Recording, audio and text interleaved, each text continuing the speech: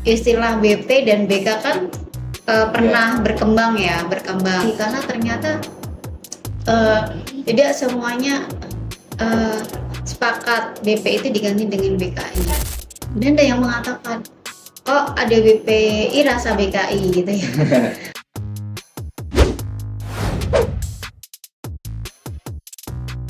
Assalamualaikum warahmatullahi wabarakatuh.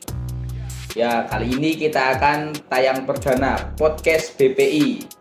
Kesempatan kali ini kita kedatangan tamu, yaitu Kepala Jurusan Bimbingan Penyuluhan Islam, Bu Emma Hidayanti. Bu, selamat pagi, Bu. Nah, pada kali ini kita akan membahas mengenai dua konsentrasi tentang bimbingan penyuluhan Islam. Ada penyuluh, ada konselor. Nah, terkhusus untuk mahasiswa semester 2 nih yang mau semester 3, kalian habis ini akan ada KRS untuk konsentrasi mau ke konselor ataupun ke penyuluhan. Nah, kali ini kita akan berbincang dengan Bu Emma mengenai kedua konsentrasi tersebut. Ya, baiklah Bu, saya akan memulai pertanyaan dari apa sih Bu perbedaan umum yang dari konselor sendiri dan dari penyuluh sendiri? Ya, baik, semuanya saja adik-adik mahasiswa BPI khususnya UIN Wali Songo. Yang pertama harus pahami bersama adalah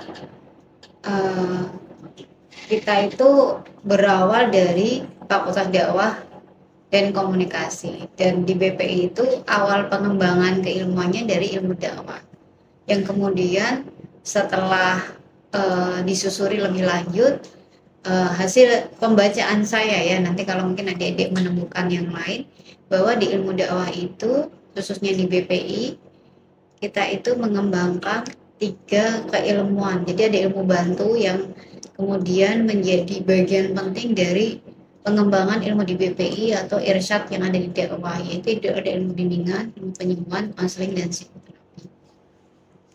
Sebenarnya ketika perjalanan kita memutuskan di UIN Wali Songo itu, khususnya di BPI itu ada konsentrasi atau bahasa kita itu kalau di panduan kurikulum itu adalah peminatan konselor sosial keagamaan dan peminatan penyuluh sosial keagamaan. Ini karena tadi didasari core keilmuan yang awal. Kita perlu pahami lagi juga ketika kita menyusuri lebih jauh, istilah BP dan BK kan pernah berkembang. Dulu ketika saya sekolah adanya guru BP, terus kemudian ada guru BK. Sekarang ini itu karena memang awal-awal kita memahami, khususnya orang Indonesia itu mencoba mencari padanan dari kata konseling. Jadi konseling itu kan guidance and counseling gitu ya, guidance and counseling. Jadi awalnya itu kan penyuluhan itu untuk diterjemahkan dalam menerjemahkan konseling sendiri. Sehingga waktu itu namanya penyuluhan. Tapi seiring dengan perkembangan zaman, perkembangan ilmu dan seterusnya, ternyata konseling dalam bahasa Inggris itu tidak bisa kita terjemahkan dalam kata penyuluhan karena memang masing-masing ilmu itu berbeda. Konseling itu lebih dekat dengan psikologi, sementara penyuluhan lebih dekat dengan komunikasi. Sehingga kemudian ada perkembangan berikutnya pada masing-masing jurusan yang ada di Fakultas Dakwah, khususnya di BPI, memang ada anjuran untuk berganti pada BKI waktu itu. Tapi kemudian ada pengeluaran lagi karena ternyata tidak semuanya sepakat BP itu diganti dengan BKI karena dakwah itu sebenarnya kan lebih cocok penyuluhan yang menyampaikan begitu. Tapi kemudian akhirnya Kemenak pun mengubah keputusannya, monggo yang mau BPI, monggo yang mau KP, monggo yang ke BKI kan itu. Akhirnya kita dengan beberapa perguruan tinggi yang lain tetap memutuskan BPI. Ada Makassar, ada Jakarta, ada Palembang, Pekalongan ya di UIN Pekalongan ya masih BPI. Kita pun juga sama masih BPI. Dan ada yang mengatakan kok ada BPI rasa BKI gitu ya. Ada BPI rasa BKI ya karena tadi perkembangan zaman begitu.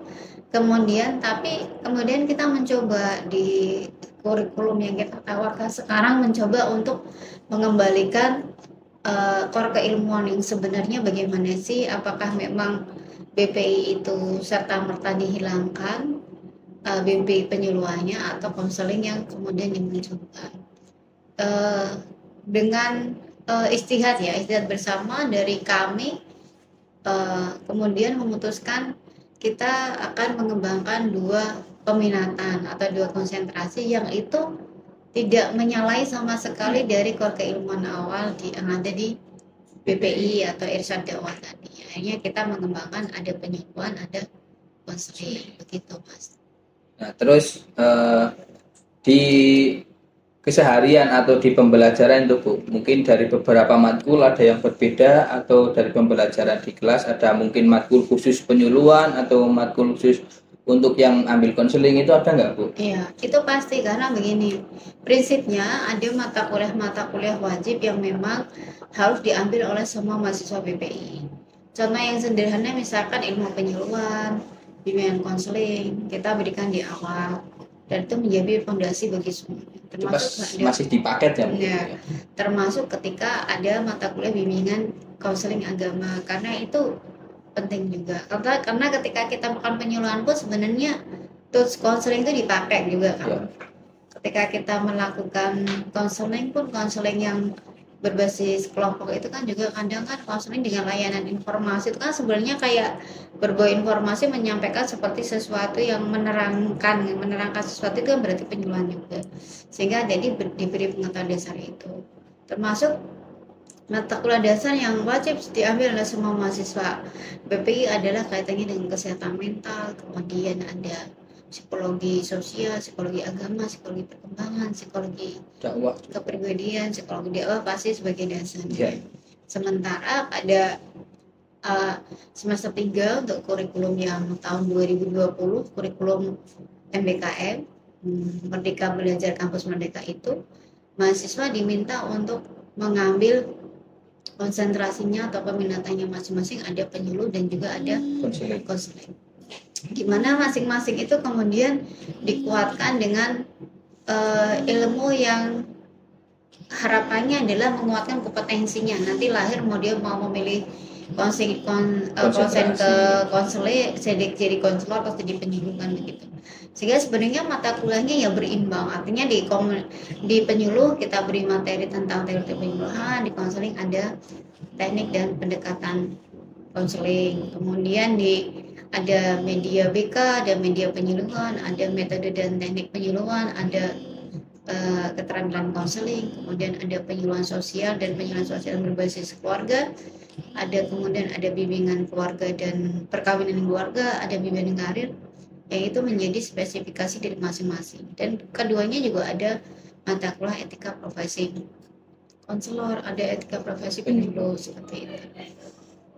Nah, mungkin kan ini juga membahas kurikulum nih Bu. Untuk MBKM sendiri, kalau di BPI itu sebenarnya MBKM itu apa yang spesial Bu dari MBKM sendiri, atau kita dapat mengambil matkul ke yang lain atau gimana? Iya, prinsipnya Merdeka Belajar dan Kampus Merdeka yang mulai dicanangkan oleh Mas Menteri ya. Jadi ada Menteri Nadiem Makarim itu kan dari Menteri Pendidikan dan Kebudayaan itu kan tentang MBKM itu. Jadi prinsipnya sebenarnya MBKM itu memberikan kesempatan kepada mahasiswa untuk bisa mengambil haknya, melakukan pembelajaran paling banyak 3 semester di luar kampus dan setidaknya minimal 1 semester di dalam kampus, atau bahasanya itu bukan 3 atau 2 ya, tapi lebih ke 20 SKS sampai dengan 60 SKS di luar kampus. Yang menarik apa? Sebenarnya dari MBKM itu sebenarnya memberikan ruang sih kepada mahasiswa itu untuk mengambil berbagai mata kuliah yang bisa yang lebih lebih fleksibel begitu ya, tidak sesuai dengan yang di kurikulum, tapi bisa mengganti mata kuliah MBKM dengan mata kuliah lain yang ditawarkan di prodi lain yang memang bisa diakomodir menjadi mata kuliah MBKM di prodi tersebut.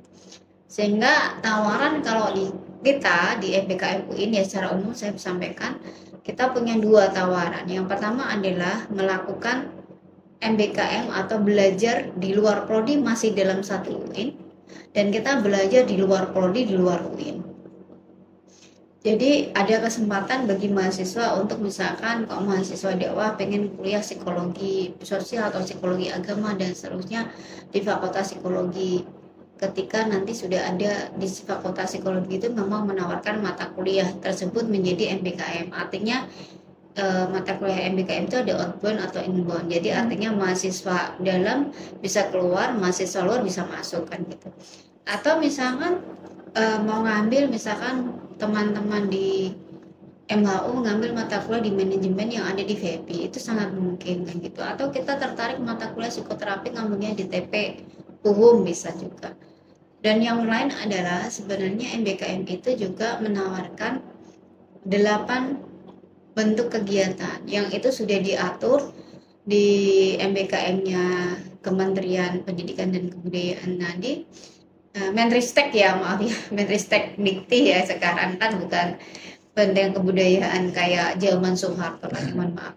Itu kan ada 8 bentuk merdeka belajar yang itu bisa ditempuh di semester 7 selama setara dengan 20 SKS, berarti paling tidak 1 semester, paling nggak 4 bulan, dan itu bisa modelnya adalah magang, KKN tematik, kemudian ada asistensi peneliti, proyek kemanusiaan, kemudian asistensi mengajar yang gitu ya, kira ada 8, kemudian ada bela negara atau apa ya, pokoknya 8 nanti bisa dicek ya, itu juga bisa.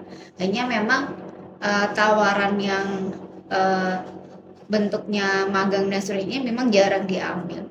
Jadi yang kita tawarkan itu adalah MBKM yang bentuknya reguler, setara dengan magang, setara dengan belajar di luar, tapi kemudian kita susun menjadi beberapa mata kuliah. Misalkan kan sebenarnya kan MBKM itu sebenarnya mengakomodir sih. Kita kan sudah ada mata kuliah KKL, BM, PPL, atau sekarang ada PPP, praktek pengalaman profesi, kemudian ada praktek pengalaman dakwah PPD. Itu sebenarnya kan sudah mewakili dari belajar di luar kampus, hanya kemudian dengan nama-nama yang seperti itu. Jadi pada intinya MBKM itu untuk mempermudah kita dan memberi ruang kebebasan untuk kita ingin mengeksplorasi tidak ke satu jurusan itu dong. Misalnya kalau saya konselor nih Bu, kan kita harus butuh juga ilmu-ilmu psikologi yang mungkin nggak diajarkan di itu, kita bisa ambil ke matkul misal di FPK, misal ke mau ke tasawuf psikoterapi gitu. Yang penting di situ ditawarkan ya, ditawarkan untuk MBKM seperti itu. Jadi mata kuliah yang diambil di fakultas yang lain itu pun mata kuliah yang masih dalam koridor mendukung kompetensi keprodian. Tidak mata kuliah yang benar-benar apa ya? Melenceng. Seperti itu. Ya. Terus nih Bu, banyak nih dari teman-teman mahasiswa semester 3 untuk prospek kerja. Biasalah kalau mahasiswa baru kan tanyanya prospek kerja dari penyuluh dan konselor. Itu apa aja Bu? Ya, baik. Sebenarnya kalau dari badan ada BKN ya, badan BKN bahkan kepegawaian nasional itu sebenarnya kalau istilah konselor itu belum ada ya di nomenklatur kepegawaian ya, tapi kecuali mungkin konselor adiksi kayak di BNN mungkin menyebut langsung kan gitu. Tapi sebenarnya kalau istilah penyuluh ya ada penyuluh agama, penyuluh itu juga ada penyuluh sosial, kemudian ada pembimbing kemasyarakatan yang itu juga kita bisa masuk di sana. Sebenarnya wilayah kerja kita itu ya di dalam lingkup formal maupun informal cukup banyak. Contoh misalkan kalau yang selama ini ada mau di sektor formal misalkan beberapa dari alumni kita memang mengisi di konselor jadi guru BK di sekolah, bahkan ada di sekolahan madrasah MTS dengan dia juga menjadi PNS bisa seperti itu, karena memang ada edaran yang baru ya, waktu zaman saya belum. Atau mungkin kalau dalam konteks pekerjaan yang formal ya seperti PNS kan begitu ya, mungkin yang nyantol itu untuk konselor kan di situ, karena belum ada istilahnya bersebutan langsung untuk uh, ke posisi tertentu kan begitu. Sementara kalau penyuluh sosial itu ada pembimbing penyuluh agama ada, kemudian pembimbing kemasyarakatan juga ada. Konselor adiksi tadi mungkin ada di lembaga DBN. Sementara ketika adik-adik pengen menjadi konselor misalkan di lembaga non formal yang bergerak di berbagai bidang yang mengurusi tentang keluarga, tentang anak, kekerasan misalkan ya, sekarang kan lagi trennya misalkan LSM yang bergerak di bidang perlindungan ya, perlindungan perempuan dan anak. Kemudian juga ada yang tentang HIV dan seterusnya itu ya. Itu juga bisa masuk ke ranah-ranah seperti itu. Karena misalkan teman kakak-kakak kelas adik-adik ini juga banyak yang terlibat masuk di LSM seperti PKBI Kota, PKBI Jawa Tengah, yang itu mereka kan akhirnya menjadi konselor juga. Mulai dari konselor ngurusi remaja, konselor yang HIV, konselor yang korban pelecehan dan seterusnya ya, itu kaitannya dengan itu. Sementara dalam wilayah penyuluhan sosial ada banyak ruang yang bisa dimasuki, misalkan penyuluh sosial terutama yang pendamping keluarga harapan program Dinsos itu juga hampir semua kabupaten kota ya, itu kan termasuk di situ ada penyuluh kalau di Dinsos itu juga ada kaitannya dengan yang muncul itu yang bisa dimasuki ya tadi konselor sosial seperti itu. Sebenarnya wilayah pekerjaan kita juga sangat, mau kita pandang sempit ya bisa jadi sempit karena nggak ada nomenklatur yang mana, tapi kalau kita pandang jelas, luas, dan sejauh ini alumni itu bisa mengisi lini-lini tertentu yang masih memang sesuai dengan keilmuan ya, ada penawaran-penawaran seperti tadi. Ada juga misalkan yang menjadi penyuluh agama Islam pasti, yang PNS dan non PNS itu pasti. Kemudian ada yang misalkan mereka memilih menjadi guru BK yang akhirnya mereka itu mengikuti PPG juga ada. Jadi kalau ingin menjadi kelanjut, misal kita ingin masuk ke sekolah, itu ada sekolah lanjutan itu PPG. Itu ya, kita kalau sekarang kan guru itu kan harus mengikuti pendidikan profesi guru. Yeah. Dan ini biasanya itu ada seleksinya ya. Dan kita sudah mendapatkan informasi dari beberapa alumni BPI yang ikut PPG karena memang tadi memilih untuk menjadi guru BK. Termasuk yang mungkin luput dari kita adalah menjadi tenaga pembimbing dan konselor di pesantren. Yang ini juga ada ya, yang di Magelang ada pesantren itu Pak WD1 sempat menyebutkan. Kemudian di pesantren mana itu pesantren Syabila Rosyad yang memang mereka punya pesantren dan punya yayasan pendidikan, ada sub bagian dari pesantren itu adalah sub unit konseling, yang itu tidak hanya menangani mereka yang ada di sekolah tapi termasuk yang ada di pondok, itu juga dimasuki oleh teman-teman dari BBI. Oke, berarti itu untuk mahasiswa semester tua yang bingung, Anda bisa melakukan PPG untuk jadi konseling. Nah, mungkin ada pesan sedikit Bu untuk mahasiswa PPI terkait pembelajaran, atau nanti ini kan akan masuk semester baru. Ya, baik, kalau saya lebih ke ini ya, intinya kan bagaimana saya ingat kalimat kata-kata mutiaranya dari Pak WD1 Pak Komarudin. Sesungguhnya kita itu adalah perancang terbaik untuk kehidupan kita sendiri. Makanya kemudian silakan bermimpilah untuk menjadi apa yang Anda inginkan. Kalau dikaitkan dengan mau menjadi apa, konselor atau penyuluh, kembali kepada adik-adik sendiri. Dan yang paling penting adalah mengikuti proses dengan baik. Ketika memang ingin menjadi konselor, ikutilah semuanya dengan baik, pembelajaran di kampus, demikian juga yang penyuluh, dan yang lebih penting lagi adalah meningkatkan kompetensi diri dengan mengikuti berbagai kegiatan pendukung, baik itu yang diselenggarakan oleh HMJ, diselenggarakan oleh jurusan, atau mungkin adik-adik sudah memiliki inisiatif sendiri untuk mengikuti berbagai kegiatan di luar yang kaitannya dengan relawan. Oh, mungkin kan nanti ada relawan tentang penyuluhan, relawan tentang konseling dan seterusnya, itu bisa diikuti, sehingga nanti ke depan bukan hanya sekedar ijazah saja yang dimiliki pasca lulus ini, tapi memang sudah memiliki pengalaman, keterampilan dan potensi yang baik kan gitu. Karena di luar sana kan kita berhadapan dengan orang-orang yang memiliki kompetensi dan kesiapan untuk bersaing di dunia kerja. Kira-kira begitu. Cukup ya. Sudah banyak sekali informasi yang diberikan. Tadi sudah ada kata pengantar juga. Terima kasih untuk waktunya. Cukup ya, Bu. Assalamualaikum warahmatullahi wabarakatuh. Jangan lupa subscribe.